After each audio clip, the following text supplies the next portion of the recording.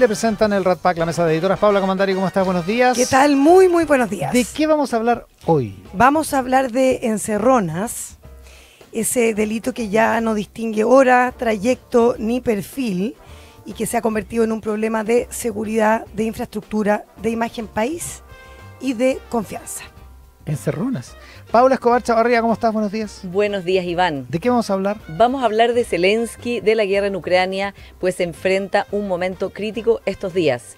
Rusia avanza, Trump lo presiona porque lleguen a un acuerdo de paz y un escándalo de corrupción está haciéndolo muy impopular en Ucrania y presionándolo para que haga elecciones. Increíble. Oye, quedan enero, febrero, dos meses para que se cumplan 4 años. Impresionante. 24 de febrero. Increíble.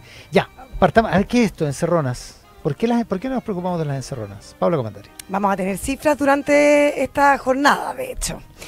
Bueno, voy a partir con un testimonio. Sábado 6 de diciembre, 7 de la mañana, una abuela maneja con ilusión al aeropuerto. El sábado pasado, ¿sí? ¿Ya? Y ella va con mucha ilusión porque va a buscar a su hijo, que ha vivido mucho tiempo fuera del país, y a sus nietos, por supuesto, que llegan, claro, después de 2 años de vivir fuera. Quería que su llegada fuera especial. Eso escribió Ana María Urrutia en una carta al Mercurio un día después, el lunes pasado, 2 días después. Ella relata que al volver del aeropuerto, justo en el desvío de Vespucio hacia la Costanera Norte, aparece un guión que todos más o menos ya conocemos, o que muchos han experimentado. Un auto que frena, retrocede, los choca, 3 encapuchados que se bajan con fierros, gritos, y en segundos les quitan absolutamente todo. ¿Fierros tú te refieres a pistola? Con palos y con pistolas también. Ah, ya. Con las dos no cosas. estaba haciendo uso... Una metáfora. No estaba hablando en COA. En COA, eso. No era el COA. No. Aquí tenemos los fierros. No, literal. Ya, o sea, con palos, con todo, armados, digamos. Quedan ahí, en plena autopista, impotentes y en shock. Mientras el hijo, al que esta mujer iba a buscar, lanza una frase a sus niños: bienvenidos al Chile de hoy. Este Chile de hoy es también el que empieza a inquietar al turismo. Mónica Salaquet, presidenta de FEDETUR, lo pone de manera bien tajante. Dice que el turista y también el propio chileno que vive una encerrona a minutos de aterrizar en el país se va con un relato bien devastador. Esto afecta directamente la imagen país. Conversaba con fuentes del gobierno que se están preparando porque hoy van a mostrar estas cifras y me dicen que hay una baja a nivel global de las encerronas, menos 23% a nivel nacional. Se le llama el delito exacto, el robo violento de vehículos, ¿ya? Eso a nivel nacional, menos 24% en la región metropolitana.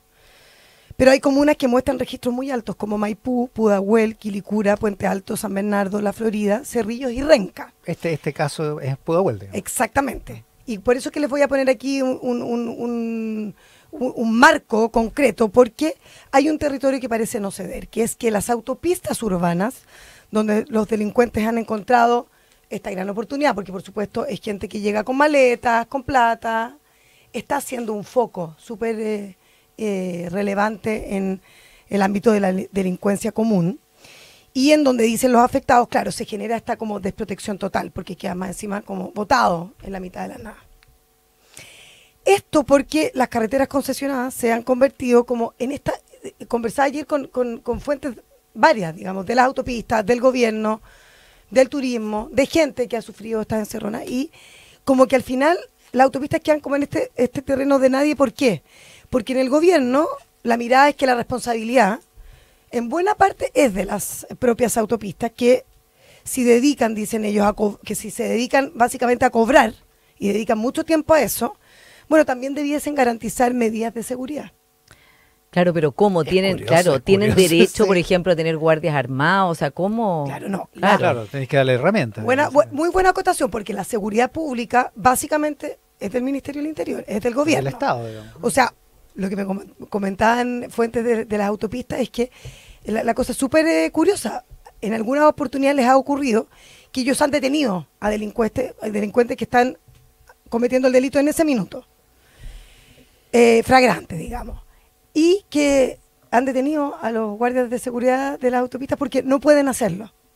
Porque eso es una atribución básicamente de Carabineros y de la policía. Y ni siquiera son guardias municipales, digamos.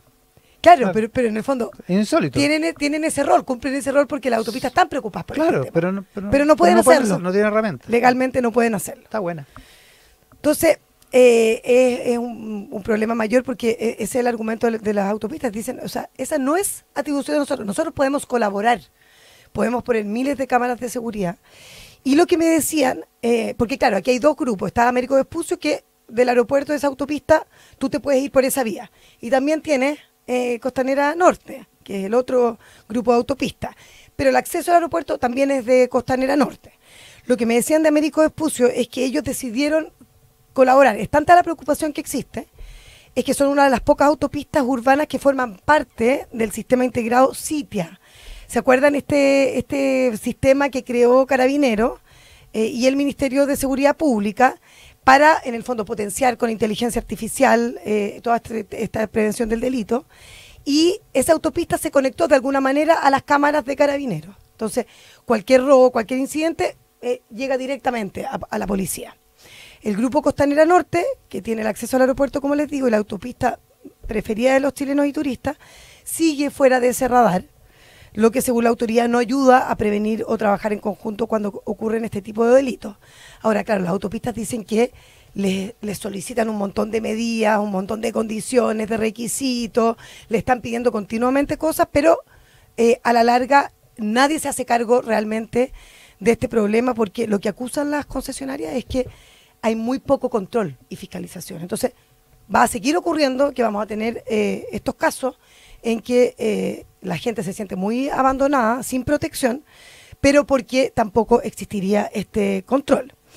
Esto está ocurriendo hace rato, hace meses que las autopistas están levantando la alerta, porque les preocupa este escenario. Y de hecho hubo harto plan en un momento, cuando era el delito de moda, ¿te acordás? Sí. Un par de años. Le pusieron autos y hay autos en distintos cruces que eran conflictivos, que hay autos de seguridad permanentemente, lo que aminora de alguna manera. Sí, pues, las ¿no? camionetas Dodge, sí, que funcionan como inadvertidamente, pero lo que me dicen es que los delincuentes ya lo detectaron. Entonces cuando están, no... Buscan otro lado. Claro, no lo hacen, digamos, no cometen el delito en ese momento. Claro. Bueno, todo esto hemos conocido porque hay denuncias públicas de personajes más públicos, como esta encerrona que sufrió Mauricio Olañer, el marido de la senadora Yasna Proboste, en septiembre pasado. ¿Se acuerdan? Claro. También fue bien público, cuando, claro, iba al aeropuerto a buscar a la parlamentaria y en la caletera de Américo Vespucio fue interceptado. Imagínense lo que es que se bajen 6 sujetos con armas de fuego, encapuchados, los obliguen a bajar y lo golpeen, porque eso fue lo que le ocurrió. Lo golpearon en la cabeza y le robaron su auto, le robaron su teléfono, incluso la argolla de matrimonio. Y no es solamente la cosa material, porque al final salió la parlamentaria en ese momento a decir está todo bien, sino que es el daño emocional que tú generas. El estado de shock, como decías tú. Desde la autopista afirman que el delito de lo que ocurre allí en las carreteras va en aumento respecto a 2024. El gobierno dice que las encerronas, y ese es el dato que vamos a conocer hoy, van a la baja. Las encerronas en cualquier parte, cuando tú vas camino a tu casa, en la mitad de una calle. En las autopistas, según fuentes de las propias concesionarias, hay un aumento en el último año. O sea, si uno compara las cifras de este 2025 respecto a 2024, es súper difícil llegar a la cifra puntual, porque hay muchos resguardos, no quieren decir dónde ocurren, un poco para que no se repitan, no darle pista a los delincuentes. Pero ellos denuncian el descontrol. De hecho, hace pocas semanas, digamos en el mes de noviembre, enviaron una carta no solamente a Carabineros, sino que también al Ministerio de Obras Públicas, denunciando que la policía, escuchen este dato que me llamó mucho la atención, solo ha llegado al 28,8% de las encerronas registradas este año. O sea, casi el 70% de los casos no contó con presencia policial en terreno. O sea, Carabineros no llegó. No es que llegó tarde, no llegó. Entonces tenemos un problema, ¿no? Con una única respuesta inmediata que según ellos viene de sus propios equipos, que son los equipos de seguridad de las empresas, supervisores, móviles de rescate, ambulancias, quienes junto a las víctimas quedan sin resguardo policial. Y el diagnóstico es bien brutal, la falta de fiscalización es tan grande que los delincuentes perciben esa ausencia de control y cada vez asumen acciones más riesgosas y osadas. Y desde el mundo del turismo hay especial preocupación sobre todo en esta temporada debido al aumento de flujos de personas que llega al país o se traslada, viaja hacia el aeropuerto para irse a otros lugares. Y por eso dice que aunque no estemos aún en los niveles delictivos de otros países, de esto que está ocurriendo en los aeropuertos, este panorama es algo bastante más recurrente de lo que uno cree en los accesos al aeropuerto vía Vespucio Norte o en la conexión con la costanera. Así es que es un tema que vamos a conocer las cifras hoy, pero que preocupa mucho, porque parece que esta comunicación entre las carreteras y el propio ministerio, los ministerios y carabineros, sigue siendo todavía muy superficial. Entonces, vamos a tener una buena noticia porque bajó el número, pero hay un problema en algunos aspectos, en algunos lugares específicos, entre otras, en las autopistas interurbanas. Así es. Hablemos de Volodymyr Zelensky, hablemos de la guerra en Europa, de la situación en Ucrania. Paula Escobar. Exactamente, como decías, Iván, ya van a ser 4 años. El 24 de febrero del 22 empezó la invasión rusa a Ucrania y estamos en estos días en momentos clave para ver qué pasa con esta guerra. ¿Qué le pasa a Zelensky? Primero, como les decía al principio, Trump lo presiona porque acepte un plan de paz de 28 puntos que él elaboró, pero que es un plan que a juicio de Ucrania, la Unión Europea y muchos otros países concede demasiado a Rusia, está hecho como a medida de Putin y suena como una derrota, como una concesión completa, ¿ya? Entre otros puntos, este plan implica que Crimea, Lugansk y Donetsk, creo haberlo pronunciado bien, serán reconocidos de facto como rusos, incluso por Estados Unidos. Jersón y Zaporilla quedarían congelados en la línea de contacto actual, lo que implica un reconocimiento de facto de esa línea de contacto, ¿no? Y Rusia renunciaría a otros territorios acordados que controla fuera de las 5 regiones, ¿ya? Entre otros puntos. Más aún, Trump está perdiendo la paciencia con Zelensky. Acuérdense que una vez lo retó en público, esos retos históricos, ¿no? A principios de año, a fines de febrero. Horrible. Nunca nos vamos a olvidar. Nunca lo olvidaremos. Después tuvo al revés palabras elogiosas, como es Trump, que va y viene, pero ahora está perdiendo la paciencia porque él quiere a toda costa cerrar este acuerdo de paz, porque él quiere erigirse como ganador y como cerrando otro conflicto más, ¿no? Como el gran articulador de acuerdos de paz. Y además, el Nobel del próximo año. Exactamente. Y quiere que termine el apoyo de Estados Unidos a Ucrania en términos en todo sentido, ¿ya? Dio una entrevista el lunes a Político, el medio de comunicación Político, en que, bueno, fue una entrevista muy noticiosa porque dio una mirada muy catastrófica y muy peyorativa de Europa, ¿ya? Recordemos que Europa, la guerra en Ucrania es clave, ¿no? Porque si Putin se sale con la suya en Ucrania, la estabilidad de toda la Unión Europea queda en ascuas, ¿no? O sea, bueno, y ahí los líderes europeos vieron con mucha alarma que Trump puede abandonar a Ucrania, no solo a Ucrania, sino que a los aliados europeos en esta agresión rusa. Dijo una frase también Trump muy impresionante que dijo, bueno, que Rusia evidentemente está en una posición mucho más fuerte que Ucrania, algo que si uno quisiera que, digamos, está por apoyar a Ucrania no es una gran frase, ¿no? No, claro, no es para andarlo subrayando. Exacto. Por otro lado, Zelensky está en un momento muy complejo político, está en medio de un escándalo de corrupción que ya ha implicado la caída de su mano derecha, Andriy Yermak, que era el que de hecho negociaba con Trump y con otros países los acuerdos de paz. O sea, en el fondo un aliado clave y su jefe de gabinete. Una investigación del New York Times detalló cómo ocurrió este escándalo de corrupción, que es bien serio. Lo que dice el Times es que una organización criminal liderada por un antiguo socio comercial de Zelensky malversó $100 millones de la empresa pública de energía nuclear del país que se llama Energoatom, ¿ya? Pensemos que mientras los ucranianos soportaban los apagones causados por los bombardeos rusos, miembros del círculo íntimo del presidente Zelensky desviaban dinero de los contratos de esta empresa. O sea, realmente impresentable, ¿ya? Básicamente, esta empresa adjudicaba contratos para realizar trabajo y este grupo criminal de empleados de esta misma empresa estatal y antiguos asesores del gobierno le exigían coimas, un 15% para seguir, o sea, soborno para seguir cobrando estas empresas por sus servicios, ¿ya? Es una investigación bien larga del New York Times que establece cómo fue esto. Ahora, Es verdad que Zelensky no aparece él implicado como él robando plata, ni recibiendo, ni pidiendo soborno. Claro, pero es parte de la investigación y lo tenemos ahí en el radar. Exactamente, y en el fondo lo que esta investigación dice es que parte de las políticas que ha hecho Zelensky, que han relajado las medidas anticorrupción, ha habilitado esto en el fondo, ¿ya? Al principio de la guerra, las empresas, los países de la Unión Europea y todos en realidad querían apoyar a Ucrania, pero que no fuera a ir esta plata a bolsillos de corruptos. Entonces pidieron que hubiera como directorios o consejos asesores compuestos por expertos y técnicos que miraran en todas las empresas que no estuviera pasando esto. Y Zelensky hoy día le echa la culpa al consejo asesor o directorio de esta empresa estatal de energía nuclear, pero la verdad es que lo que todo el mundo dice es que nunca funcionaron como tales, porque Zelensky siempre impidió que ejercieran el mandato que les habían dado estos países, ¿ya? Ahora, ¿qué dice Zelensky? Que esta semana estuvo de gira europea buscando apoyo, estuvo con el Papa, ha estado, moviéndose mucho sobre todo con sus aliados europeos. Claro, hay harto movimiento para poder utilizar esos recursos rusos congelados, ¿no? Exactamente, y que Bélgica no quiere, ¿no? Porque teme una retaliación después por parte de Rusia, ¿no? Claro. Que hoy día está Putin, como dijo Trump, en una posición mucho más fuerte que la de Ucrania.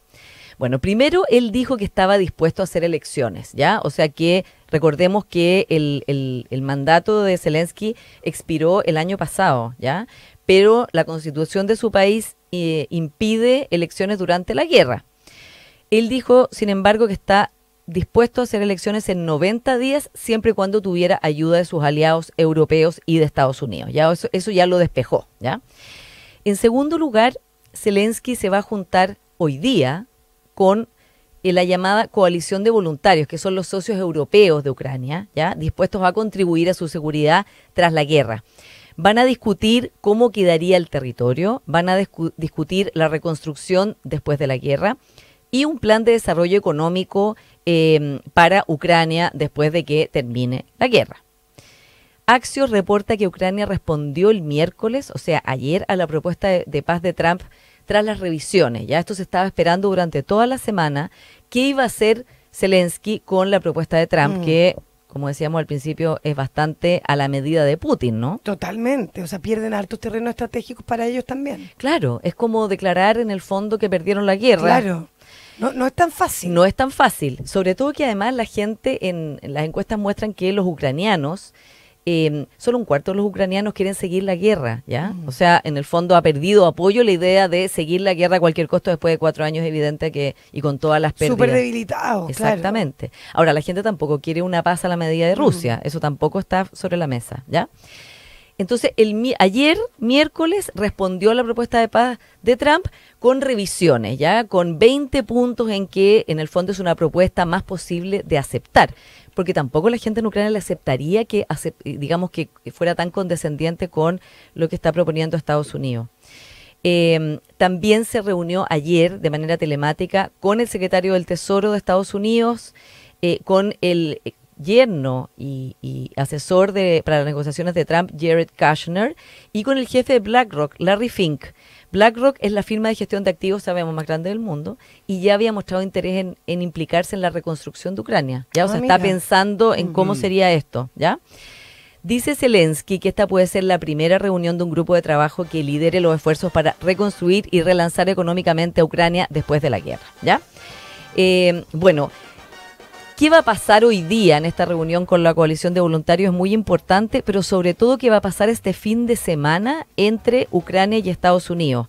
Oficiales ucranianos dijeron que están dispuestos a juntarse virtualmente hoy día para seguir discutiendo cómo quedaría este acuerdo de paz cambiado, o podríamos decir editado por Zelensky para que pueda ser aceptable. Y por último, Trump dijo que los aliados europeos, o sea, los europeos estaban proponiéndole una reunión el fin de semana en alguna parte de Europa. Pero Trump dijo, veremos, no queremos perder nuestro tiempo. Así están las cosas. Donald Trump siendo Donald Trump. Siendo Donald Trump, así están las cosas para Zelensky, en que, como les digo, este fin de semana y la próxima semana es clave para definir qué pasa con la guerra. Se le está agotando la paciencia a Donald Trump, además. Sí, exactamente. A ver si no llegamos a los 4 años de guerra. ¿A qué vamos a estar atentos hoy, Paula Comandari? Oye, muy recomendable primero escuchar la entrevista que le hizo Iván Valenzuela a Felipe Berrío. Realmente estremecedora su testimonio. Muy estremecedor, con un foco a la compañía de Jesús. Yo creo que de alguna manera uno quisiera escuchar las explicaciones que hace la compañía respecto a este trato que ha tenido con Felipe Berrío, cómo ha sido este proceso y también su comunicado que deja ahí cosas bien confusas. Así es que lo recomiendo. Está disponible en tele13radio.cl. Así es. Y a las 6 de la tarde, por supuesto, vamos a estar muy atentos a los cierres de campaña de ambos candidatos presidenciales. Lo tiene a las 6 de la tarde Janet Jara y a las 6 de la tarde también José Antonio Cast en Temuco. Así es que muy interesantes estos dos cierres antes de la elección del domingo. Paula Escobar Chavarría, ¿atentos a? Vamos a estar atentos de aquí al lunes a qué pasa con los y las supremas que tienen que elegir a su nuevo presidente o presidenta y se viven momentos clave para ver quién tiene los votos, si es Gloriana Chevesic, la primera antigüedad de la Corte, o María Angélica Repeto, que se ha erigido como una competidora para Gloriana Chevesic. Estos días son claves, se están viendo los votos, cómo votarán los 18 supremos habilitados para votar, porque recordemos que el ministro Simpertigue, seguimos Simpertigue, estamos en la lista tilde todavía. Sí, está suspendido y no podrá votar. No podrá votar, la reunión es el lunes. Dos cosas que llegaron de la pollera, la editorial. El cabrito de Juan Luis Salinas, que es periodista del Mercurio. Sí, de la revista Ya. Esto es una serie que se llama Surcos del Territorio, una colección de obras de no ficción que narran la experiencia de crecer en algún pueblo o ciudad de provincia. Así que yo me sentí identificado por esto. No, un muy buen periodista, lindo. Juan Luis Salinas, trabajé muchos años con él, así que pues muchas felicitaciones. En la revista Ya. En la revista Ya, un Oye, gran periodista. El libro, además. Precioso. Y esto que es muy importante, esto es de Horacio Salinas, el fundador de Inti Illimani, que este es su segundo libro de memorias, que se llama Música Imaginada. Él tiene otro anterior, precioso también, que yo tuve la suerte, el honor de presentar. Además, así que Música Imaginada, Horacio Salinas, esto es las ediciones de la Universidad de Santiago, con otra parte de la historia de Inti Illimani, el fundamental grupo chileno.